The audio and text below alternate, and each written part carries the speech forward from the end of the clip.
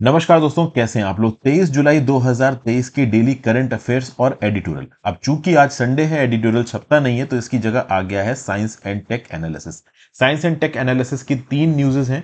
अब देखिए, बहुत डीपली साइंस और टेक के डिटेल्ड आर्टिकल्स छपते हैं। उतना डिटेल में साइंस एंड टेक में घुसना जरूरी है नहीं। काम भर की चीजें आपकी अंडरस्टैंडिंग के बेसिस पे समझाऊंगा। आगे बढ़ेंगे। करंट अफेयर्स के वैसे तो 7 से 8 इंपॉर्टेंट आर्टिकल्स हैं, बट बहुत सारे आर्टिकल्स मणिपुर में जो वायलेंस हो रहा है उसके रिस्पेक्ट में बात कर रहे हैं। बहुत खासा इंपॉर्टेंट एग्जाम्स के पर्सपेक्टिव से न्यूज नहीं लगी। हाँ, साइंस एंड टेक में जरूर लैब ग्रोन मीट्स और कुछ इंपॉर्टेंट टॉपिक्स हैं। तो आगे बढ़ने से पहले दोस्तों, टेलीग्राम ग्रुप आप ज्वाइन कर सकते हो। टेलीग्राम ग्रुप में आपको इस पर्टिकुलर लेक्चर की पीडीएफ अपलोड मिल जाएगी। मैं ऑलरेडी लेक्चर को रिकॉर्ड करने से पहले टेलीग्राम ग्रुप में पीडीएफ डाल देता हूं। उसके साथ साथ दोस्तों, मेरी वेबसाइट www.harshitdwedi.com में अगर आप लॉगिन करोगे, या मेरी ऐप हर्षित द्विवेदी एजुकेशन को आप एंड्रॉइड से या आईओएस से डाउनलोड करोगे, हर जगह पे आपको स्टडी मटेरियल सेक्शन में मेरी इस पर्टिकुलर लेक्चर की पीडीएफ मिल जाएगी। तो टाइम वेस्ट किए बिना आगे चल। इसके साथ साथ दोस्तों, अगर आप मेरा 2024 यूपीएससी मेंटरशिप के कोर्स को रेफर कर रहे हो, तो जब आप इसके कंटेंट सेक्शन में जाओगे तो कंटेंट सेक्शन में कुछ लेटेस्ट एडिशंस हुए हैं ethics through examples and formulas वाली सीरीज में। इस पर्टिकुलर सीरीज में कुछ नई टर्मिनोलॉजीज को मैंने एक्सप्लेन किया है। तो लेटेस्ट कल की डेट में 2 टर्मिनोलॉजीज अपडेट हुई। अकाउंटेबिलिटी तो पहले अपडेट हो गई थी, उसके बाद इम्पार्शियलिटी यहां पे अपडेट हुई है, और प्रोबिटी इन गवर्नेंस ये टर्मिनोलॉजी भी यहां पे जोड़ी गई। इसके साथ साथ 3 टर्मिनोलॉजीज आज शाम तक और अपडेट हो जाएंगे इस पर्टिकुलर लेक्चर में। इसके साथ साथ दोस्तों, अगर आप मेरे लेक्चर के मेन पेज पे जाओगे, सबसे नीचे पहुंचोगे, तो कुछ लेटेस्ट वीडियोस अपलोड हुई, जैसे कि सरपंच पत्री, नारी अदालत। उसके साथ साथ अगर आप देखो तो इथेनॉल ब्रांडिंग, खैर इथेनॉल ब्रांडिंग को तो मैंने अपने यूट्यूब चैनल पे भी अवेलेबल करवाया है। Electronics manufacturing, marine heat waves, बहुत से और जीएस पेपर 1, 2, 3 के टॉपिक्स अपडेट हुए हैं। वो आप मेरे इस मेंटरशिप कोर्स में अवेल कर सकते हैं।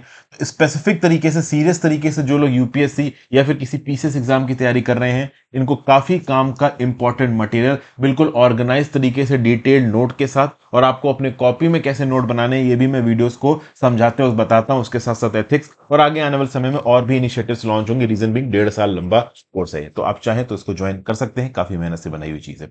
चलिए, करंट अफेयर्स की पहली न्यूज जो मैं आज आपके साथ डिस्कस करने वाला हूं, वो है as tensions rise, Meiteis forced to leave Mizoram. अब कुल मिला के न्यूज कुछ ऐसा बताया जा रहा है कि, समझिए, मणिपुर के अंदर बवाल चल रहा है। मीती एक तरफ पे है और दूसरी तरफ कुकी और जो कम्युनिटी के लोग हैं। ठीक है भाई। अब प्रॉब्लम यह है कि मीती कम्युनिटी के लोगों के ऊपर इल्जाम लग रहा है कि ये भारी वायलेंस और अत्याचार कर रहे हैं कुकीजू लोगों के अगेंस्ट। कुकीजू वुमेन के ऊपर अटैक किया जा रहा है। कुछ बहुत ही डिस्टर्बिंग वीडियो विजुअल्स भी रिसेंटली यहां पे निकल के आए हैं। तो चूंकि यहां पे मीती लोग कुकीजो के ऊपर अत्याचार कर रहे हैं, ऐसा यहां पे लग रहा है, तो इसके चलते मिजोरम के अंदर जो मीती लोग रहते हैं ना, उनके ऊपर खतरा आ गया है। रिसेंटली मिजोरम के अंदर एक बॉडी है, peace accord MNF returnees association PAMRA. इसने एक स्टेटमेंट इशू किया मिजोरम के अंदर कि भैया, जो मीतीज रह रहे हैं मिजोरम के अंदर, they are no longer safe, और बेटर ये रहेगा कि ये किसी सेफ जगह पे चले जाएं। चूंकि मणिपुर के अंदर बारबरिक और हीनियस एक्ट्स हो रहे हैं कुकीजो कम्युनिटी की वुमेन के अगेंस्ट, तो भाई मीतीज भी मिजोरम में बचे नहीं है। लॉजिक क्या है? लॉजिक ये है दोस्तों कि जो मीजो की एथनिसिटी है और जो मणिपुर में रहने वाले कुकीज की एथनिसिटी है, ये सेम है। उसी प्रकार से म्यांमार में जो चिन कम्युनिटी के लोग हैं, ये भी सेम एथनिसिटी के हैं। बांग्लादेश में जो चिन कुकीज रहते हैं, ये भी सेम एथनिसिटी के हैं। तो ऑब्वियस सी बात है, अगर कुकी चिन जो कम्युनिटी के लोगों के ऊपर अटैक होगा मणिपुर में, तो मिजोरम में जो मीती लोग बैठे हैं वो सेफ नहीं बैठ पाएंगे। कुछ इस प्रकार की बातें यहां पे चल रही हैं। और मिजोरम की जो कैपिटल है ना, एजोल, उसके पास जो एयरपोर्ट है ना आपका, लेंगपुई, यहां से एक दिन में 60 लोगों ने फ्लाइट ली ओवरऑल इम्फाल के तुलिहाल एयरपोर्ट जाने के लिए। मतलब वो मिजोरम से निकल के मणिपुर चले गए। ओके, तो अब भाई प्रॉब्लम यहां पे ये है कि ओवरऑल ये क्या हो रहा है। अभी तक जो बवाल था वो मणिपुर तक लिमिटेड था। अब ये एथनिसिटी के बेसिस पे जो लड़ाई है, वो मणिपुर से बाहर निकल के मिजोरम तक पहुंच रही है। हालांकि मिजोरम के अंदर ये जो पामरा नाम का ग्रुप है, इसने ये भी क्लियर किया कि नहीं भाई, हम ऐसा कुछ भी नहीं करेंगे, हम ओवरऑल लोगों को यहां पर परेशान नहीं करेंगे। लेकिन कहीं ना कहीं धमकी देने वाली और टेंशन वाली बात तो है ही ना। लगभग अगर आप देखो तो 2000 मीतीज रहते हैं मिजोरम में। बहुत सारे मीती टीचर्स हैं मिजोरम यूनिवर्सिटी में, ज्यादातर मतलब लगभग आधे से ज्यादा मणिपुर के हैं। तो बेसिकली पामरा का ये जो स्टेटमेंट आया फ्राइडे का, जो कि मीजो ऑर्गेनाइजेशन है, वो बेसिकली तब आया जब मणिपुर के अंदर से एक वायरल वीडियो रिलीज हुई, जहां पे एक मॉब 2 नेकेड वुमेन को परेड करवा रही थी। यहां पे बहुत सारा सेक्सुअल वायलेंस भी हुआ है इन लेडीज के साथ। ये भी यहाँ पे एलिज किया जा रहा है। तो बहुत ही डिस्टर्बिंग आप कह लो फुटेज थी ये। तो इस बात को लेके जो एथनिक पैशंस है वो बढ़ रहे हैं, और एथनिक पैशंस कितना बवाल क्रिएट कर सकते हैं ये हमने इंडिपेंडेंस के बाद जो हिंदू मुस्लिम नाम पे दंगे हुए थे इससे हम जान सकते हैं। सोचो दोस्तों, हिंदू मुस्लिम नाम के जो दंगे हुए थे ना इंडिपेंडेंस के पे, कुछ कुछ वैसा यहां नजर आ रहा है। मतलब लोग एथनिसिटी के आधार पर इस हद तक एक दूसरे से नफरत कर रहे हैं, साथ रह ही नहीं पा रहे हैं, वुमेन को टारगेट कर रहे हैं यहाँ पे। आपस में जब तक लड़ रहे थे, बंदूकें चला रहे थे, तलवार चला रहे थे, और जब आप ओवरऑल अपनी लड़ाई का गुस्सा दूसरे कम्युनिटी के वुमेन के ऊपर उतारने लगो, तब तो आप सबसे बड़े कमजोर हो जाते हो। मतलब आप ओवरऑल अपनी मर्दानगी, अपना जोर दिखाने के लिए दूसरी कम्युनिटी की वुमेन को टारगेट कर रहे हो। तो ये जो ट्रेंड यहां पे निकल के आ रहा है ना, ये बिल्कुल भी सही है नहीं। यहाँ पे अर्जेंटली कुछ करने की जरूरत है। लेट्स यहाँ पे क्या निकल के आता है। हालांकि पामरा ने इस स्टेटमेंट को इशू करने के बाद ये भी बोला है मिजोरम में कि नहीं भाई, हम कोई वायलेंस का प्लान नहीं कर रहे, हम कोई बदतमीजी नहीं कर रहे, बट हाँ हम डेफिनेटली मीती पीपल को ये बता रहे हैं कि लोगों के कंपैशंस और अंदर की जो भावनाएं हैं वो बहुत हर्ट हो गई हैं मणिपुर में जो हो रहा है उसको देख के, तो कुछ हो ना जाए इन लोगों को, इसलिए हम इनको वार्निंग दे रहे हैं। तो ये सब बातें ओवरऑल यहाँ पे बोली जा रही हैं। इनफैक्ट अगर आप देखो तो मणिपुर के अंदर चिन कुकी जो लोग इतना डर गए हैं कि 12,584 चिन कुकी जो लोग मणिपुर से निकल के मिजोरम में सेटल हो गए हैं। तो ये जो एथनिसिटी की आग है, ये जो एथनिक वायलेंस की आग है, ऐसा लग रहा है कि कहीं ना कहीं ये मिजोरम तक पहुंच रही है। ठीक है भाई। इसके बाद इससे रिलेटेड एक और न्यूज है, वो न्यूज भी अपने आप में बहुत डिस्टर्बिंग है। Kuki women students of Manipur University recount horror targeted attack by mob. अब हुआ ये कि 3 मई की रात को, 3 और 4 मई के बीच में, जैसे 3 मई की रात और 4 मई की सुबह, 4 वुमेन पीएचडी स्कॉलर्स जो कि मणिपुर यूनिवर्सिटी के कैंपस में थी इम्फाल में, ये अपनी हॉस्टल बिल्डिंग में फंस गई। आपको पता है कि भाई जो बड़े बड़े कॉलेजेस होते हैं, वो कॉलेजेस जो यूनिवर्सिटी होती है वो कैपिटल में होती है, इम्फाल में होती है। अब इम्फाल में हिली एरियाज की जो कुकी जू वुमेन है वो भी आके पढ़ती हैं। अब यहाँ पे मीती लोग का जो मॉब है वो इस पर्टिकुलर हॉस्टल में पहुंचा, और वो यहाँ पे कुकी वुमेन को ढूंढने लगा। वो लोग स्टिक्स वगैरह लेके चल रहे थे, नाइफ्स लेके चल रहे थे, चिल्ला रहे थे सीधा कुकी नूपी लिब्रा। मतलब क्या यहाँ पे कोई कुकी वुमेन है? और ऑब्वियस सी बात है, ऐसे पैशनेट माहौल में अगर ओवरऑल दूसरी कम्युनिटी के वुमेन के अगेंस्ट आप बदला सा निकाल रहे हो तो आप कुछ भी कर सकते हो भाई। उसका रेप हो सकता है, उसका कत्ल हो सकता है। तो ऑब्वियस सी बात है, यहाँ पे जो कुकी वुमेन थी वो डर गई। ये रिसर्च स्कॉलर्स थी, जैसे तैसे करके बहुत सारी हो सकता है कुकी वुमेन यहाँ पे फंस गई हो, ना निकल पाई हो। जो वुमेन यहाँ पे फंस के दिल्ली पहुंच गई हैं, वो अपनी दुख की गाथा बखान रही हैं, और उनका दुख सच में बहुत बड़ा है। उनकी जान बच गई, ये चलिए अच्छी बात है, लेकिन उसके साथ साथ जो भी उनका रिसर्च का काम चल रहा था, जूलॉजी की कुछ स्टूडेंट्स, इनके जो रिसर्च सैंपल्स थे वो आप कह लो मणिपुर यूनिवर्सिटी में छूट गए हैं, और वो दिल्ली पहुंच चुकी हैं, और दिल्ली में वो कॉल सेंटर में काम कर रही है अपना खर्चा वगैरह चलाने के लिए। तो ये सब चालू है ओवरऑल नॉर्थ ईस्ट में। This is very unfortunate. India जैसी कंट्री में एथनिसिटी के नाम पे इतनी लड़ाई होना। देखिए, हमने हिंदू मुस्लिम दंगे तो सुने, बट यहाँ पे एथनिसिटी, ओवरऑल एक ट्राइब दूसरी ट्राइब को मार रही है। ऐसा लग रहा है कि हम लोग 100 साल पीछे जा चुके हैं। इस हद तक पैशन और इस हद तक आप कह लो रेज इन्फ्यूरिएट कर रहा है इन लोगों के दिमाग को। बस हम यही उम्मीद कर सकते हैं कि ये रेज जल्दी से जल्दी शांत हो जाए। ओके, क्योंकि बहुत अनफॉर्चुनेट है ये सुनना। फिर आगे, 4 तिहाड़ जेल के ऑफिसर्स को सस्पेंड कर दिया गया है चूंकि यासिन मलिक सुप्रीम कोर्ट में पहुंचा। देखिए, एक deputy superintendent of police, 2 assistant superintendent of police, एक हेड वार्डर, ठीक है ना, ये 4 लोग, इनको यहां पे सस्पेंड किया गया है। हुआ ये है, फ्राइडे को एक सिक्योरिटी लैप्स हुआ, तिहाड़ जेल से यासिन मलिक को निकाला गया। यहां पे आपको यासिन मलिक नजर आ रहा है, ये कश्मीरी सेपरेटिस्ट है, इसका नाम आपने सुना ही होगा। इसके ऊपर बहुत सारे सीरियस इल्जाम लगे हुए हैं। क्या क्या सीरियस इल्जाम लगे हैं इसके ऊपर? तो भैया, 4 इंडियन एयरफोर्स के पर्सनल्स की किलिंग का इल्जाम, 1989 में रुबैया सैयद जो कि लेट मुफ्ती मोहम्मद सैयद की बेटी थी, उनके एब्डक्शन का इल्जाम 1989 में। ठीक है, तो बड़े सारे सीरियस इल्जाम लगे हैं यासिन मलिक के अगेंस्ट। अब यासिन मलिक की हियरिंग थी। बात यह है कि ओवरऑल एक केस है जो कि जम्मू कोर्ट में चल रहा था, उसके रिस्पेक्ट में प्रोडक्शन वारंट समय समय पे इशू किया था यासिन मलिक के अगेंस्ट। सुप्रीम कोर्ट में इसके केस की सुनवाई चल रही है। अब सुप्रीम कोर्ट में जब केस की सुनवाई चलती है, तो चाहे फिर बेल पिटीशन की बात हो, चाहे फिर उसने जो भी क्राइम किया उसकी बात हो, उस सुनवाई में वीडियो कॉन्फ्रेंसिंग के थ्रू उन क्रिमिनल्स को सामने लेके आया जाता। उन क्रिमिनल्स का एक्चुअली में कोर्ट में आना जरूरी नहीं है। ठीक है, तो भाई यहां पे यासिन मलिक को ओवरऑल तिहाड़ जेल से निकाल के सुप्रीम कोर्ट के कैंपस तक लेके क्यों आया गया, इस बात को लेके यहां पे सवाल उठ गया। और अगर सुप्रीम कोर्ट के अंदर आप एक कैदी को लेके आ रहे हो, तो उसके लिए आपको बाकायदा सुप्रीम कोर्ट के रजिस्ट्रार से परमिशन लेनी पड़ेगी। तो इस प्रकार की भी कोई परमिशन नहीं ली। तो ये particular memorandum standard operating procedure का वॉल्यूशन हुआ क्यों, इसके ऊपर एक बड़ा सवाल यहां पे बन रहा है। तो इसीलिए यहां पे बोला जा रहा है कि भाई ये एक मेजर सिक्योरिटी लैप्स है कि इतना बड़ा आतंकवादी ओवरऑल जेल से निकल के सुप्रीम कोर्ट के प्रेमाइसेस में पहुंचता है। यहां पे कुछ भी हो सकता था, अटैक करके इसको छुड़ाने की कोशिश की जा सकती थी। तो this was a big security lapse from 4 officers. इसलिए डिपार्टमेंट ऑफ दिल्ली प्रिजन्स ने सस्पेंड कर दिया एक डिप्टी सुपरिटेंडेंट को, 2 असिस्टेंट सुपरिटेंडेंट को, एक हेड वार्डर को। क्यों? क्योंकि इनको रिस्पॉन्सिबल माना गया, इनके ऊपर प्रिलिमिनरी इंक्वायरी चलाई जाएगी। कौन से बेसिस पे इन 4 लोगों ने ओवरऑल परमिशन दी यासिन मलिक को जेल से निकाल के ओवरऑल सुप्रीम कोर्ट के प्रेमाइसेस तक पहुंचाने की। ठीक है ना। यहां पे सुप्रीम कोर्ट के जजों की बेंच ने भी ये पूछ दिया, ठीक है ना, कि भाई ये particular life convict in person कैसे आ गया यहां पे। What was this life convict was doing appearing in person. Solicitor general Tushar Mehta साहब और एडिशनल सॉलिसिटर एसवी राजू साहब ने भी जेल अथॉरिटीज को क्रिटिसाइज किया कि एक हाई सिक्योरिटी प्रिजनर को तुम सुप्रीम कोर्ट के प्रेमाइसेस तक लेके चले आए, जबकि ओवरऑल इसकी जो आप कह लो प्रेजेंस थी वो इंश्योर की जा सकती थी एक वीडियो कॉन्फ्रेंस की बेसिस पे भी।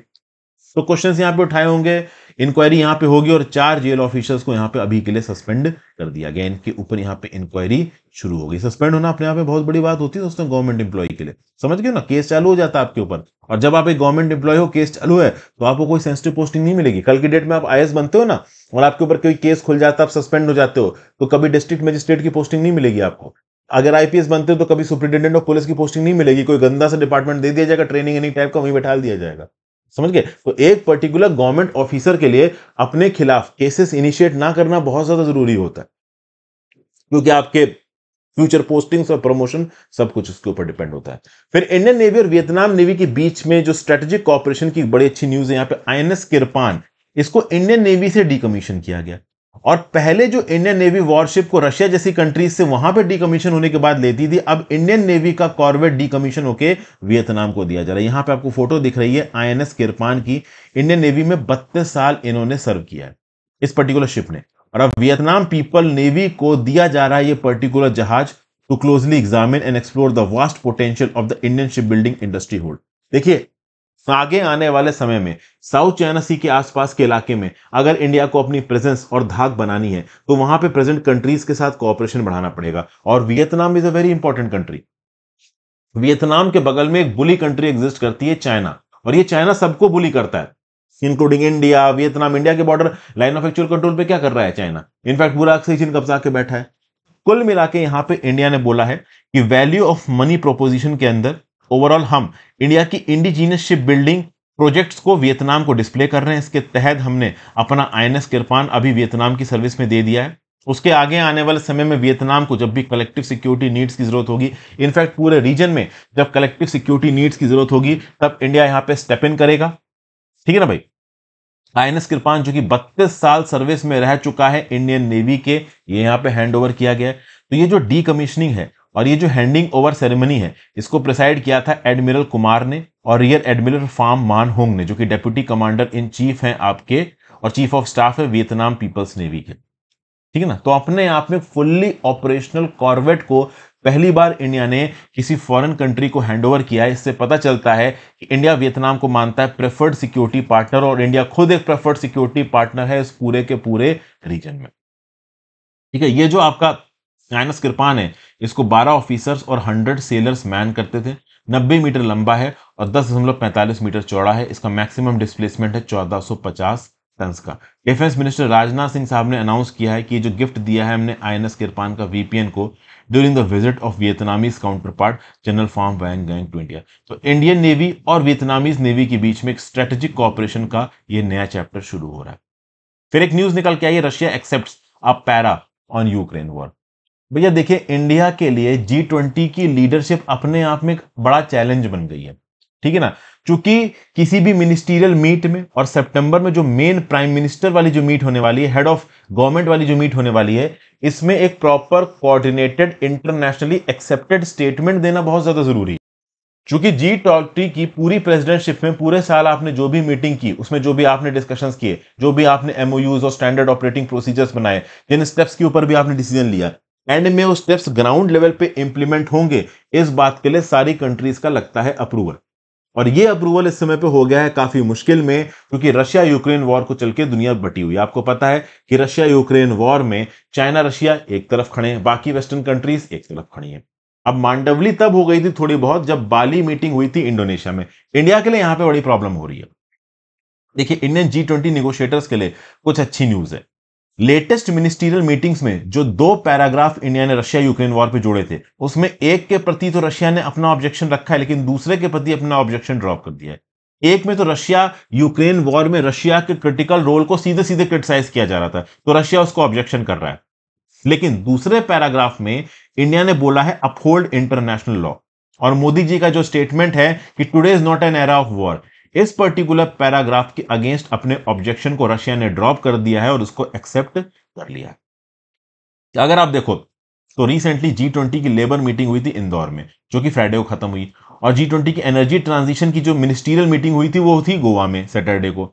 ये दोनों यहां पे फेल हो गई, क्योंकि दोनों ही मीटिंग में कोई जॉइंट कम्युनिक इशू नहीं किया गया। जॉइंट कम्युनिक क्या होता है कि जितने भी G20 के मेंबर कंट्रीज उस पर्टिकुलर मीटिंग को अटेंड कर रहे हैं, मीटिंग में जो भी सॉल्यूशन वगैरह निकला है, मीटिंग में जो भी डिस्कशंस हुए हैं, उन डिस्कशंस और सॉल्यूशंस और पॉइंट्स के ऊपर आप एग्री करते हो, ये चीज होती है आपकी जॉइंट कम्युनिक में। अगर जॉइंट कम्युनिक इशू नहीं हो रहा है तो क्या इशू होगी? Chair summary. मतलब मान लो G20 के मेंबर्स बैठे, चेयर कौन है, लीडर कौन है इस समय पे? इंडिया, क्योंकि इंडिया के अंदर ही मीटिंग हो रही है। अब ओवरऑल एंड में इस मीटिंग में जो भी डिसाइड हुआ, इसका एक जॉइंट कम्युनिक इशू होगा।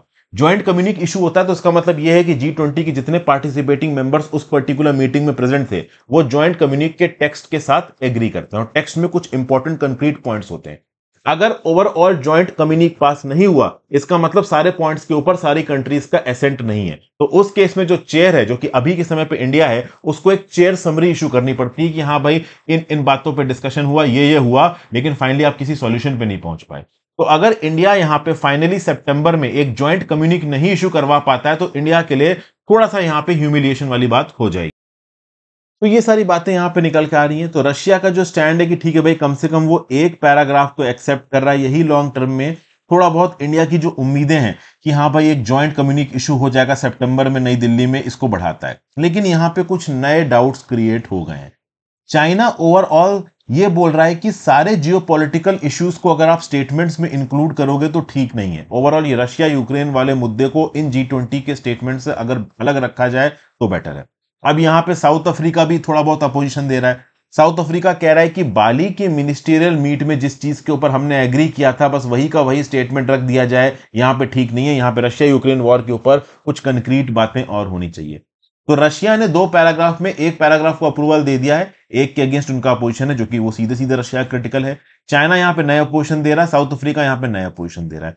जब तक सारी कंट्रीज ओवरऑल मिलके एक पर्टिकुलर स्टांस नहीं पकड़ेंगी, तब तक ज्वाइंट कम्युनिक इशू नहीं हो सकता, केवल चेयर समरी इशू होगी।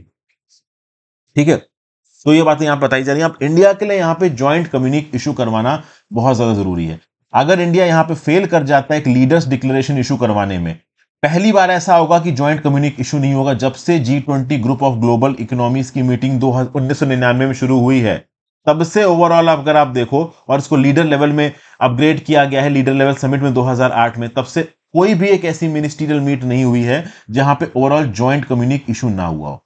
तो अगर ये ज्वाइंट कम्युनिक इशू नहीं होता है, दिस विल बी आप कह लो ह्यूमिलिएशन फॉर इंडिया।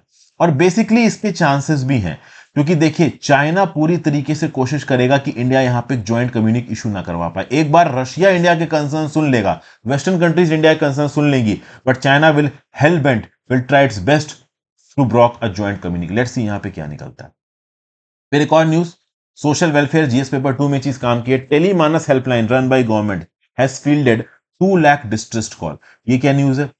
तो भाई देखिए, overall sadness, sleep disturbance, stress, anxiety, इससे रिलेटेड मेंटल हेल्थ की कंप्लेंट्स गई हैं टेलीमानस फोन लाइन पे। ये जो national tele mental health programme चलाया गया भारत सरकार के द्वारा, ओके, डिजिटल आर्म है डिस्ट्रिक्ट मेंटल हेल्थ प्रोग्राम का, इसको अक्टूबर 2022 में लॉन्च किया गया था। इस सर्विस का एम क्या है? It was aimed at strengthening mental health service delivery in the country. इसी सैटरडे को पहुंचा है एक milestone of having received over 2 lakh calls from various parts of the nation. India भर से 2 लाख से ज्यादा कॉल आई हैं इस टेलीमानस इनिशिएटिव के अंदर। अगर आप देखो तो 42 ऑपरेशनल टेलीमानस सेल्स हैं 31 स्टेट्स और यूनियन टेरिटरीज में, और ये पर्टिकुलर सर्विस करंटली केटर कर रही है 1300 कॉल्स को per day in 20 languages. 1900 counsellors को यहां पे बैठाया गया है फर्स्ट लाइन सर्विस के लिए। लगभग 7000 कॉल्स जो है वो कॉल बैक के फॉर्म में की गई है कि हाँ भाई पहले कॉल आई, काउंसलर अवेलेबल नहीं था, या उस पर्टिकुलर लैंग्वेज में काउंसलर अवेलेबल नहीं था, तो प्रॉब्लम को नोट किया गया, नंबर को नोट किया गया और फिर कॉल बैक यहाँ पे अरेंज करवाई गई।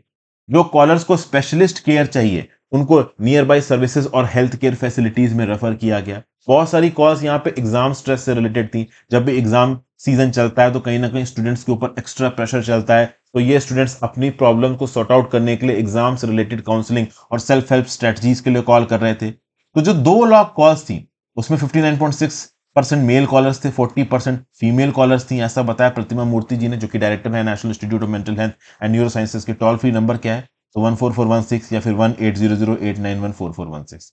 ठीक है, ओवरऑल अगर आपको लगे किसी को नंबर्स की जरूरत है तो आप उनको प्रोवाइड कर सकते हो। ठीक है भाई, फिर captive bred vultures take wing in forest expenses.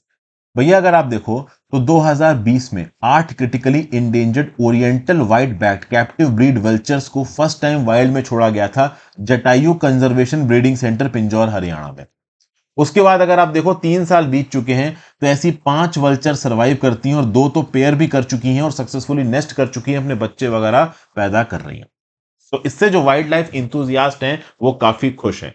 Vultures को वाइल्ड में री इंट्रोड्यूस करने की कोशिश है हमारे वाइल्ड लाइफ इंथुजियास्ट की, हमारे एनवायरमेंटल एक्सपर्ट्स की। अगर आप देखो तो 1990s से एक्सटेंशन का थ्रेट ओवरऑल इन वल्चर्स को अफेक्ट कर रहा है। वल्चर्स को इन्वायरमेंट का क्लीनर बोला जाता है, इन्वायरमेंट की गंदगी को साफ करते हैं ये वल्चर्स। अगर आप देखो तो अभी तक कोई डेथ निकल के नहीं आई है पिछले कुछ सालों में veterinary non steroidal anti inflammatory drugs की वजह से, जिसको आप नसाइड भी बोलते हो, NSAID।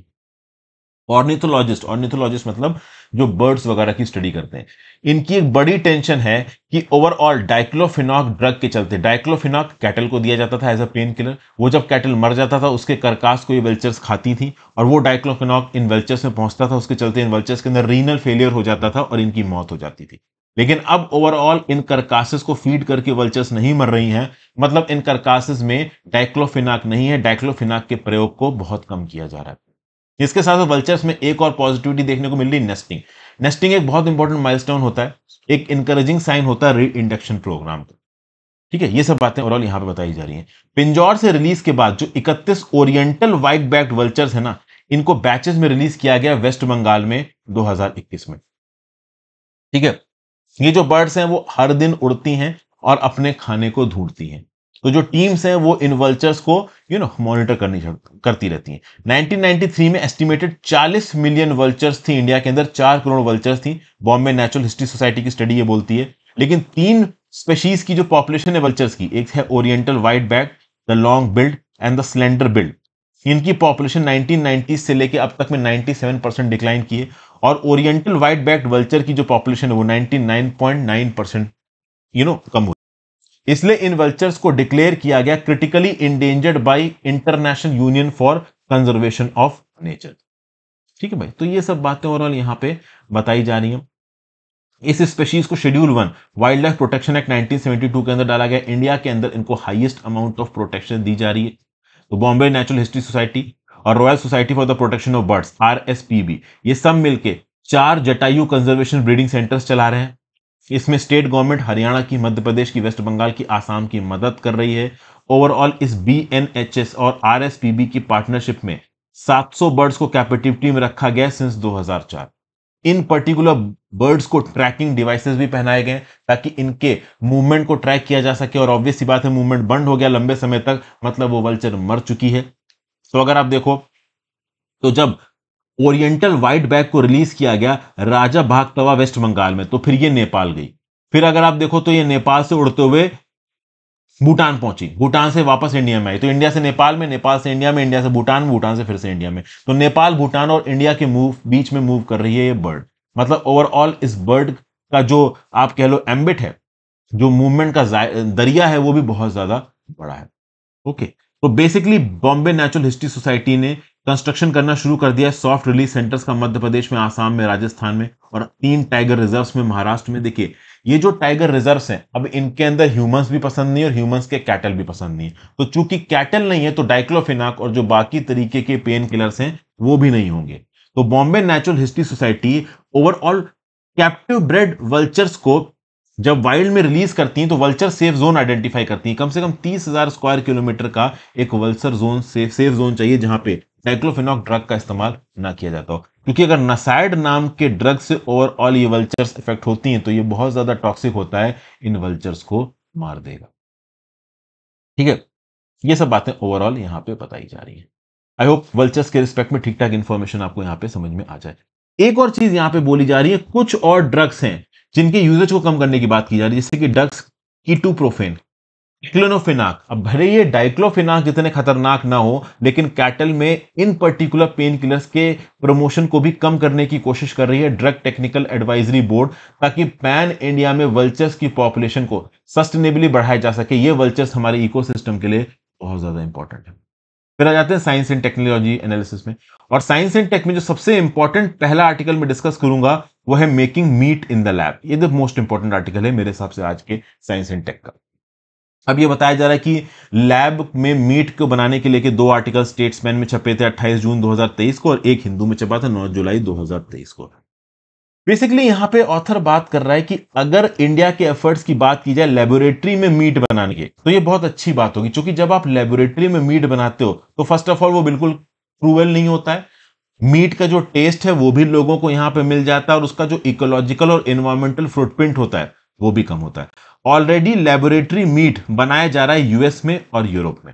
आइडिया ये है कि एनिमल को उसके फ्लैश के लिए मारा नहीं जाएगा, उसके मीट को लेबोरेटरी में कल्चर किया जाएगा। एक आर्टिकल छपा था स्टेट्समैन में जिसने सेवरल रीजंस की वजह से बताया कि lab cultured meat better option है, क्योंकि इसमें कोई क्रुएल्टी नहीं, आप किसी को मार नहीं रहे हो। ओवरऑल इस लैब मीट को चेंज करके इसके अंदर फैट के क्वांटम को कम किया जा सकता है, कोलेस्ट्रॉल के क्वांटम को कम किया जा सकता है, सैचुरेटेड फैट्स के क्वांटम को खत्म किया जा सकता है। तो ओवरऑल ये मीट जो इंसान खा रहा है उसकी सेहत के लिए भी अच्छा होगा, और टेस्ट तो वैसा ही होगा, क्योंकि टिश्यू कल्चर के थ्रू ओवरऑल इस मीट को यहां पे बनाया जाता है। और आगे आने वाले समय में जब ये मीट कन्वेंशनल मीट से सस्ता हो जाएगा और इन्वायरमेंटल इंपैक्ट भी इसका कम है, तो लोग बड़े स्केल पे इस पर्टिकुलर मीट को खाने लगेंगे। देखिए समझिए, अगर आप देखो तो there are more than 50 billion chickens raised for meat in the world each year. हर साल पूरी दुनिया में 5 करोड़ बिलियन, ठीक है ना, 5 करोड़ बिलियन चिकन, अब मतलब आप समझ लीजिए 50 बिलियन चिकन, इसको लिख लीजिए नोट्स में, को रियर किया जाता है पूरी दुनिया में साल में। मतलब हर दिन 136 मिलियन चिकन्स की कुर्बानी होती है दुनिया भर में, मतलब 13 करोड़ 7 लाख चिकन्स की कुर्बानी होती है पूरे दिन में लोगों के खाने पीने के लिए। अगर यूएस देखा जाए तो US 3rd most prolific country है चिकन फार्मिंग के लिए। जो साइट है रूस्टर हॉर्स रेस्क्यू, ये बेसिकली बताती है कि वहां पे यूएस में 23.3 मिलियन लैंड एनिमल्स रोज मारे जाते हैं, और पॉर्क ऑफ बीफ के लिए गाय, सुअर, भैंस, इन सबको भी मारा जाता है, क्योंकि यूएस वगैरह में तो गायों को मार के खाते ही हैं भाई। तो बेसिकली इसके चलते ओवरऑल जो ग्रीन हाउस गैस एमिशन होता है वो भी ज्यादा होता है। तो अगर इन पर्टिकुलर जानवरों को मारना बंद कर दिया जाए तो इनसे एसोसिएटेड जो 15% ग्रीन हाउस गैस एमिशन है ये भी यहां पे खत्म हो जाएगा। तो ये सब बातें यहां पे ओवरऑल बताई जा रही हैं। लेबोरेटरी में जो मीट बनाया जाता है वो साफ होता है, एक बेटर ऑप्शन होता है। 2017 में जो डच साइंटिस्ट हैं डॉक्टर मार्क, इन्होंने बीफ अपनी लेबोरेटरी में बनाया, और बेसिकली बीफ को लेबोरेटरी में कैसे कल्चर किया जाता है इसकी बात की गई यहां पे। ये इन्वायरमेंटल फ्रेंडली होता है। यूएस एग्रीकल्चर डिपार्टमेंट ने भी बहुत सारे प्राइवेट फर्म्स को क्लीन चिट दी है कि भाई आप एनिमल सेल्स से मीट अपनी लेबोरेटरी में बना लीजिए। जैसे कि जो ग्रुप है ना PETA, people for ethical treatment of animal, US के अंदर इसने फंड्स ग्रांट किए हैं 2 फर्म्स को, अपसाइड फूड और गुड मीट, ताकि ये फर्म्स अपनी प्राइवेट लेबोरेटरी में मीट बना सकें। तो यहां पे एनिमल्स को स्लॉटर नहीं किया जाएगा मीट बनाने के लिए, उस मीट को लेबोरेटरी के अंदर बना लिया जाएगा। इंडिया के अंदर भी डिपार्टमेंट ऑफ बायोटेक्नोलॉजी ने ग्रांट दिया है centre for cellular and molecular biology Hyderabad को, ताकि मीट को कल्चर किया जाए एनिमल सेल से। तो होता क्या, एनिमल सेल्स यहां पे लिए जाएंगे, उन एनिमल सेल्स को ओवरऑल कल्चर्ड फॉर्म में, देखिए क्या होता है, जो गुड मीट की लेबोरेटरी है ना वो स्टेम सेल्स का इस्तेमाल करती है, मसल्स से, लाइव चिकन के मसल से उस स्टेम सेल को निकालोगी, ठीक है ना, और जो बाकी ऑर्गन्स हैं, ठीक है ना, उनका एक कॉपी बनाया जाएगा, उनको पेट्री डिशेस में रखा जाएगा, एमिनो एसिड्स और कार्बोहाइड्रेट्स के साथ रिएक्ट करके उन सेल्स को मल्टीप्लाई किया जाएगा, ग्रो किया जाएगा। उसके बाद उनको सॉसेज के फॉर्म में ओवरऑल बेचा जाएगा। ये जो सेल्स हैं, ये जो आप कह लो एनिमल सेल्स हैं, स्टील टैंक्स में बढ़ाए जाते हैं। तो बेसिकली कंट्रोल्ड एनवायरनमेंट के अंदर आप मीट को यहाँ पे आर्टिफिशियली बना रहे हो बिना जानवर को मारे। और ओवरऑल इस बनाने के प्रोसेस में उस पर्टिकुलर मीट के अंदर आप कोलेस्ट्रॉल और अनसैचुरेटेड फैट्स के क्वांटम को भी कम कर सकते हो। मतलब जो मीट बनेगा उसमें टेस्ट तो रहेगा ही रहेगा, वो हेल्दी भी होगा। ठीक है, इंडिया में मीट भी इस पर्टिकुलर आप कह लो गुड मीट वाले प्रोसेस पे ही बन रहा है। तो डेफिनेटली ये तरीके आगे आने वाले समय में फ्यूचर कॉस्ट मतलब फ्यूचर तरीका बनाएंगे किसका, मीट को लेबोरेटरी में बनाने का। फिर आगे बात करते हैं इन AI artificial intelligence unlimited potential the benefits and risk. देखिए क्या हुआ है, 28 जुलाई 2022 को गूगल के डीप माइंड ने रिलीज किया structure of 200 million proteins, literally everything that exist. Protein के स्ट्रक्चर को पता करने की बात की जाती है। प्रोटीन का स्ट्रक्चर आप पता कर लो तो बहुत प्रकार की बीमारियां आप सॉल्व कर सकते हो। कैंसर बॉडी में किस प्रकार से फैलता है इसको सॉल्व कर सकते हो। कौन सा खाना आपकी बॉडी को किस प्रकार से इंपैक्ट करता है, इस मिस्ट्री को आप डिमिस्टिफाई कर सकते हो। तो रिसेंटली आर्टिफिशियल इंटेलिजेंस का इस्तेमाल करके गूगल डीप माइंड ने प्रोटीन फोल्डिंग की प्रॉब्लम को सॉर्ट आउट करने की कोशिश की। देखिए प्रोटीन्स बने होते हैं linear chain of amino acid से, और जो उनका 3D स्ट्रक्चर होता है वो डिटरमिन करता है उनके फंक्शंस को। ये स्ट्रक्चर डिटर्मिनेशन बहुत लेबोरियस होता है। तो इनका जो प्रोटीन्स का ऑप्टिमल फोल्डेड स्ट्रक्चर होता है ना, इसका कैलकुलेशन करना कंप्यूटेशनली, इनके बीच के पेप्टाइड बॉन्ड्स को स्टडी करना, उन पेप्टाइड बॉन्ड्स के बेसिस पे इस पर्टिकुलर प्रोटीन के स्ट्रक्चर को बनाना, ये अपने आप में बहुत मुश्किल काम है।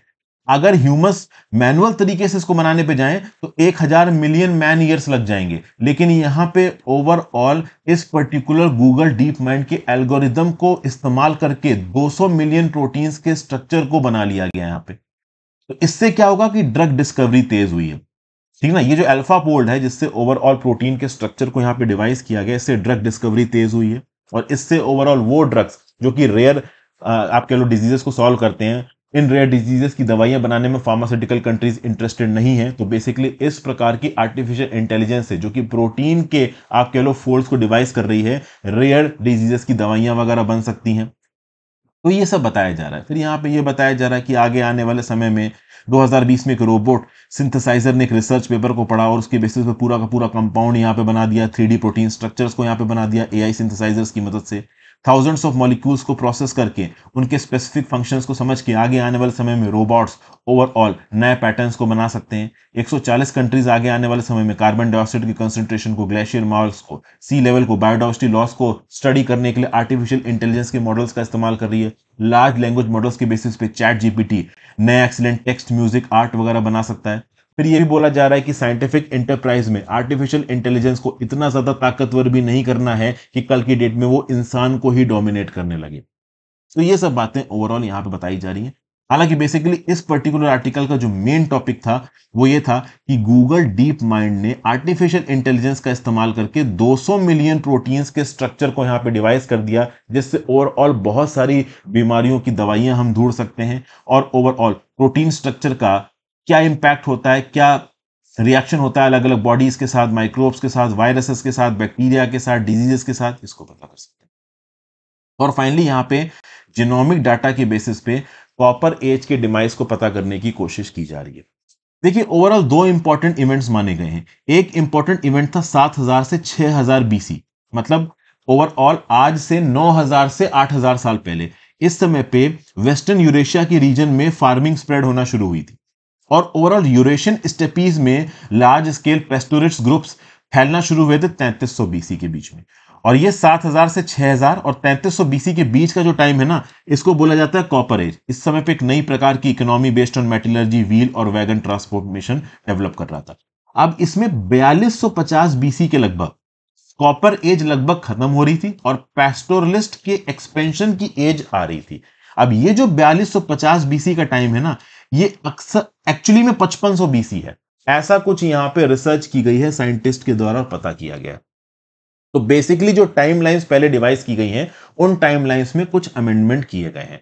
तो जो चीज पहले कॉपर एज से जाके देखिए, पहले न्यूलिथिक एज थी, स्टोन एज, फिर आई कॉपर एज, फिर कॉपर एज से यहां पे जो पैस्टोरलिस्ट एग्रीकल्चरलिस्ट बड़े सेल पे सेटल होकर अपनी खेती बाड़ी कर रहे थे, तो कॉपर एज से पैस्टोरलिस्ट एज के बीच का जो ट्रांजिशन टाइम बताया जा रहा था वो पहले था 4250 बीसी। नई रिसर्च के बेसिस पे 5500 बीसी यहां पे बोला गया। बस यही इस आर्टिकल में लिखा है। So thank you for watching friends. आज के आर्टिकल से आई होप आपको कुछ ना कुछ यूजफुल जानने को मिला। अपने व्यू पॉइंट नीचे कमेंट बॉक्स में दे के जाइएगा। इंस्टाग्राम पे फॉलो कर लीजिए। इस वीडियो को ज्यादा से ज्यादा लोग साथ शेयर करें। टेलीग्राम में पीडीएफ अपलोडेड है और दोस्तों चाहें तो आप मेरा मेंटरशिप कोर्स ट्राई कर सकते हैं। बहुत मेहनत से बनाया गया है ये मेंटरशिप कोर्स, डेफिनेटली आपको यूजफुल लगेगा। Thank you for watching.